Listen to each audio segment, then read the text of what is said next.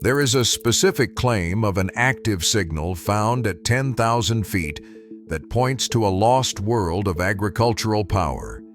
It is a mystery that echoes the sinking of the Bismarck in 1941, a vessel that vanished into the depths while its internal systems remained inexplicably active. The plant version of this mystery is Eastern Gamagrass, a native grain that survives 50 years of drought and never needs to be replanted. This ancient crop was once the primary food source for indigenous nations before it was neutralized by modern industrial farming. The story of how and why this grain was destroyed reveals the dark side of the American economic model. What most people do not realize is that farmers were actually paid by the government to destroy it. The question is not just what we lost, but why anyone would want to erase a plant that could have prevented the greatest agricultural disaster in American history. The claim of an active signal found at 10,000 feet sounds like something out of a science fiction movie. It brings to mind the legend of the Bismarck, the giant battleship that sank in 1941. When explorers finally reached the wreck, they were stunned to find that the ship seemed to have a lingering energy, as if the power were still on deep within its rusted hull. But here is the catch. This story is not about a ship in the Atlantic. It is about a biological machine buried beneath the American prairie. The active signal being tracked is the massive carbon and water exchange of a plant called Eastern Gamagrass, Tripsacum dactyloides. This plant has a root system that can reach 10, 15, or even 20 feet into the earth. It is a perennial grain, meaning it is planted once and then lives for over 50 years, sometimes reaching 70 or 80 years in ideal conditions. What most people do not realize is that this plant is essentially a living solar battery that stores energy deep underground where no drought can touch it. The technical specifications of this plant are more impressive than any modern drone or piece of farm equipment. While common wheat only has roots that go down 2 or 3 feet, barely scratching the surface of the soil profile, Eastern Gamagrass creates a biological seal in the soil that extends deeper than most people can imagine. Its roots are so thick and strong that they act like a subterranean web, a network of living cables holding the earth together even when the wind blows at 70 miles per hour. These are not thin, fragile roots like you see in annual crops. These are massive structures, some as thick as a pencil, branching into thousands of smaller rootlets that create a matrix throughout the entire soil column. Researchers have used specialized sensors to track the moisture levels around these roots, and the data is shocking. Even in the middle of a 50-year drought, the kind that turns rivers into dust and kills every annual crop for hundreds of miles, the grass finds water. How? By drilling down to depths where moisture still exists, where underground aquifers and deep soil reserves remain untouched by the sun. It is like a biological drone designed for deep earth exploration. The chamber of the soil where these roots live is sealed off from the heat of the sun, insulated by layers of earth, allowing the plant to survive temperatures as low as 40 degrees below zero in Montana winters and as high as 110 degrees during Oklahoma summers. And here is where it gets even more remarkable. This is not just a grass. It is a complete protein source. Laboratory analysis shows it has a protein content of 18%, which is significantly higher than the 12% found in modern commercial wheat. It also contains 30% more fiber than wheat, making it more nutritious in almost every measurable category. The seed head structure is also unique. It looks like a combination of corn and wheat, with heavy spikes that hold onto the grain until it is ready for harvest. Unlike modern wheat that shatters and drops its seeds at the slightest wind, Gamagrass holds tight, waiting for the right moment.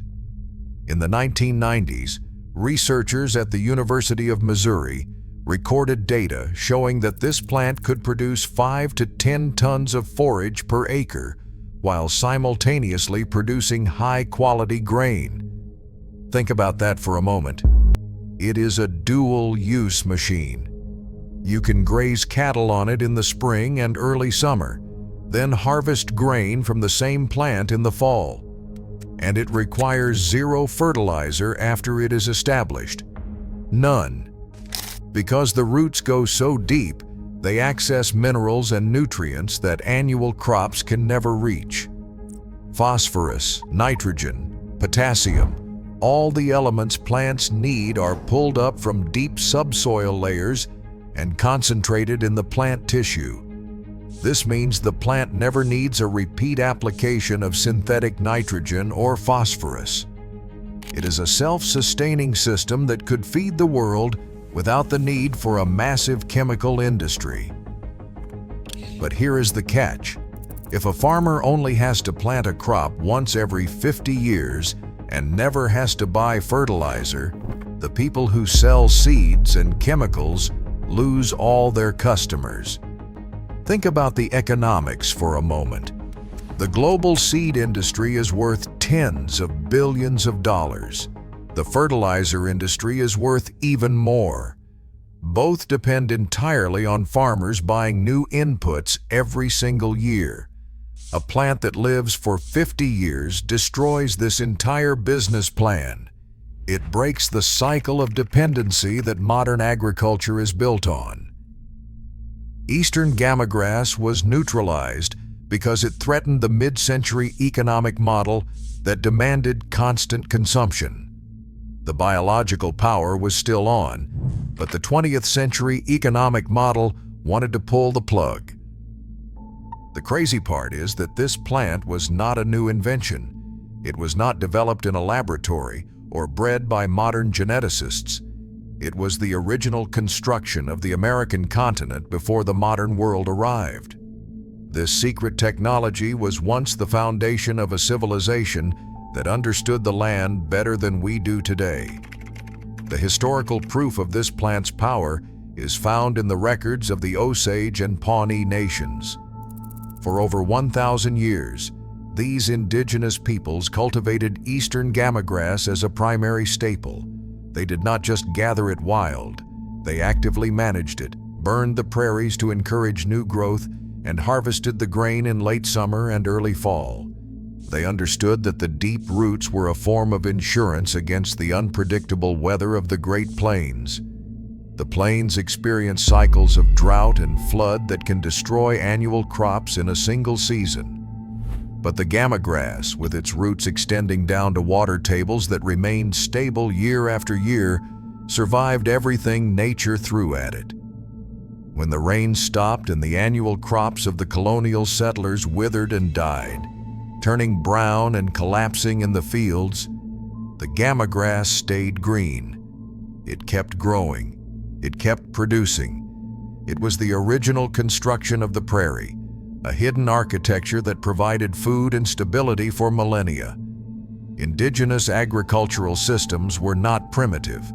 They were sophisticated, adapted to the specific conditions of the land, and sustainable in ways that modern agriculture still cannot match. During the golden age of the prairie, between 1850 and 1920, this grass covered millions of acres across the Great Plains. It was so common that early homesteaders called it Prairie Corn because the seed heads looked similar and it grew tall like corn, sometimes reaching 6 to 8 feet in height. But the 1930s changed everything. The Agricultural Adjustment Act of 1933 was a turning point in history. This was a government program designed to raise crop prices by reducing supply. The idea was simple. If there is less wheat on the market, prices will go up and farmers will earn more money. But what most people do not realize is that farmers were actually paid to destroy native grain plots. They were told that these perennial grasses were primitive and low-yielding compared to the new annual wheat varieties being developed by agricultural colleges and seed companies.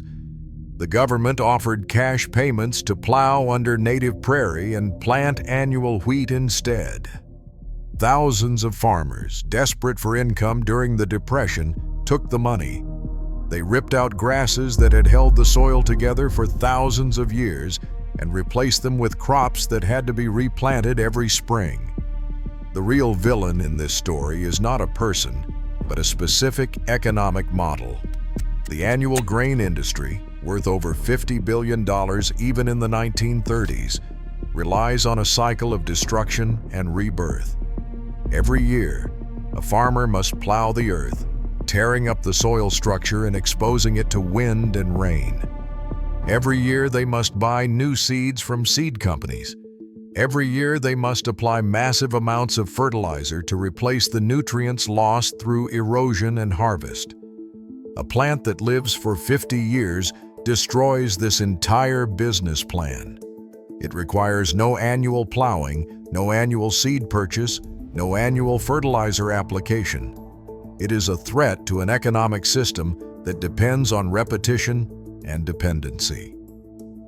Eastern Gamagrass was neutralized because it threatened the mid-century economic model that demanded constant consumption.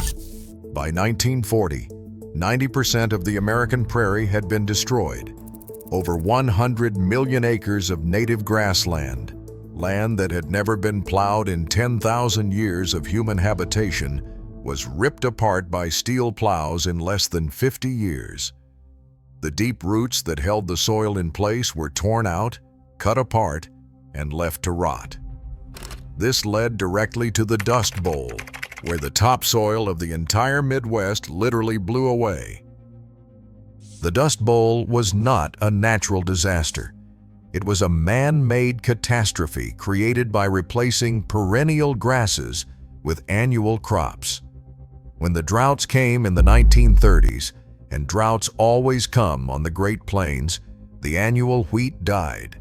Without roots to hold the soil, without the underground web of gamagrass binding the earth together, the topsoil simply blew away. Dust storms turned day into night. Farms were buried under drifts of dirt. Families abandoned their land and fled west. It was one of the greatest agricultural disasters in human history. But it is not that simple. Even as the dust clouds choked the cities, even as children died from dust pneumonia and cattle starved in fields stripped bare, the government continued to push for annual wheat. Why? Because they had already invested in the infrastructure of grain elevators, railroads, and seed companies that only worked with annual crops. The entire economic system was built around annual planting and harvest. Switching back to perennial grasses would have required dismantling that system, admitting the mistake, and starting over. Instead, the government doubled back. The perennial grasses that could have prevented the Dust Bowl were labeled as weeds, as outdated technology, as obstacles to progress. This was a calculated suppression of a technology that worked too well. The evidence is in the government documents, in the agricultural extension bulletins that told farmers to eradicate native grasses, in the subsidies that paid for prairie destruction. It was not ignorance, it was economic calculation. A system that generates billions of dollars in annual sales cannot tolerate a plant that eliminates the need for those sales. The modern consequences of losing Eastern Gamagrass are measured in billions of tons of lost topsoil. Today, erosion rates are 40% higher than they were before the Great Plowing. We lose topsoil faster than it can form, stripping away the foundation of agriculture itself. We spend billions of dollars on water conservation, on irrigation systems, on fertilizer applications, all to mimic what the gamagrass did for free. And the irony is cruel. We are pouring money and energy into solving problems that would not exist if we had never destroyed the solution. And get this, the deep roots of these perennial grains are some of the best carbon capture tools on the planet. A single acre of established gamagrass can sequester more carbon than an acre of forest. The roots store carbon deep underground, in forms that remain stable for centuries. By replacing perennial systems with annual crops, by keeping the soil chamber exposed and vulnerable, we have allowed massive amounts of carbon to escape into the atmosphere. The world lost more than just a plant. It lost a way of living that did not destroy the environment. It lost a model of agriculture that worked with nature instead of against it. But the rebellion is starting. Modern organizations like the Land Institute in Kansas are finally tracking these signals again. They have spent over 30 years and millions of dollars to develop a modern version of perennial grain called kernza, derived from wheatgrass. The crazy part is that they are being praised for developing a revolutionary new crop that indigenous peoples perfected 1,000 years ago. The media celebrates it as innovation when it is really recovery, reclaiming knowledge that was deliberately suppressed. The real rebellion is happening in small plots and secret research stations across the Midwest. People are starting to realize that the annual grain industry is a house of cards. It depends on cheap fossil fuels for fertilizer production. It depends on stable weather patterns that climate change is destroying. It depends on endless supplies of water that are running out.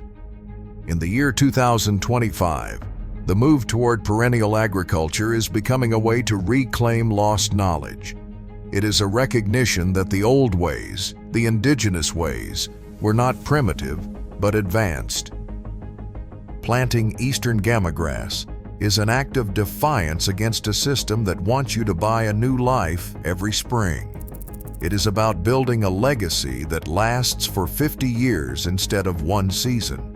It is about creating food systems that do not require constant inputs, constant purchases, constant dependency on corporations that profit from your need.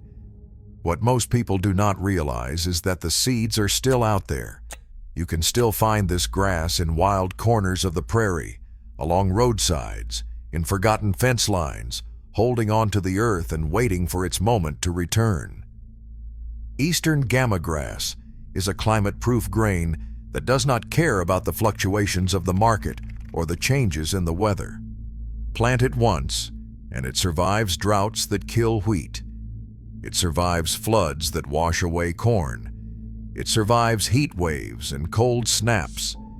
It is a piece of ancient technology that still works perfectly in the modern world, maybe even better than it did 1,000 years ago, because now we understand the science behind why it works. The plant can be established from seed or from root divisions. Once planted, it requires minimal care. No fertilizer, no pesticides, no irrigation after the first year. The roots grow deeper each year, reaching down until they hit bedrock or water tables. After 3 years, the plant is fully established and will produce for decades. Harvest is simple. Cut the seed heads in late summer, thresh them like wheat, and you have grain. The nutritional profile is superior to wheat. The yield is comparable. The environmental impact is minimal. If we want to survive the next 50 years of climate uncertainty, of water scarcity, of soil degradation, we must look to the plants that have already survived the last 10,000 years. We must look to the grasses that held the prairie together through ice ages and droughts, through floods and fires. We must look to Eastern Gamagrass, the grain that was destroyed not because it failed, but because it succeeded too well. The grass that anchored the prairies shows what the plow stole and what replanting restores. If this vault opened your eyes, plant perennials. Ask yourself, is our food system a hidden trap designed to keep us dependent? The answer is buried 10 feet deep, in roots that refuse to die, in a grain that survives 50 years, waiting for us to remember what we forgot. Thanks for watching. Like and subscribe for more Lost Vaults. Share your thoughts below.